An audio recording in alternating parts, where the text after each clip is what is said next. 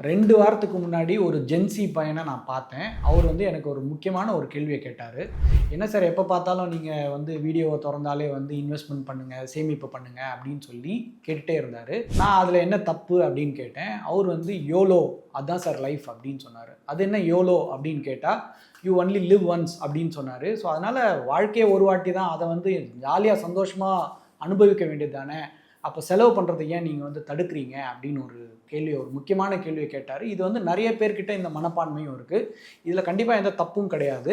ஆனா இதுல இன்னொரு முக்கியமான உண்மையான ஒரு விஷயமும் இருக்கு. ஆக்சுவலா அவருக்கு நான் என்ன சொன்னேன்னா, யோடோ அப்படின்னு சொன்னேன். யோடோ அப்படின்னா என்னன்னு அவரு கேட்டாரு. நான் சொன்னேன், "யூ ஒன்லி டை ஒன்ஸ்" அப்படின்னு சொன்னேன்.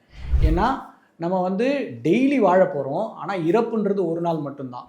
ஸோ அப்ப நான் வாழ்ற எல்லா நாளைக்கும் எனக்கு வந்து பணம் தேவை. அப்ப நான் இன்னைக்கு சம்பாரிச்ச பணத்த எல்லாத்தையும் இன்னைக்கே நான் வந்து செலவு பண்ணிட்டேன்னா, அண்ட் சம்டைம்ஸ் கடன வாங்கி நான் செலவு பண்ணிட்டேன்னா, என்னுடைய எதிர்காலத்துக்கு வருமானம் இல்லாத காலத்துல நான் எப்படி வாழப் போறேன்ற ஒரு முக்கியமான கேள்விய கேட்டதுக்கு அப்புறம் தான், அவரு கொஞ்சம் வந்து ரியலைஸ் பண்ணாரு. கண்டிப்பா உங்களுக்கும் நெறைய ஜென்ஸி பசங்க தெரிஞ்சிருக்கும். இந்த வீடியோவ மறக்காம அவங்களுக்கு ஷேர் பண்ணுங்க.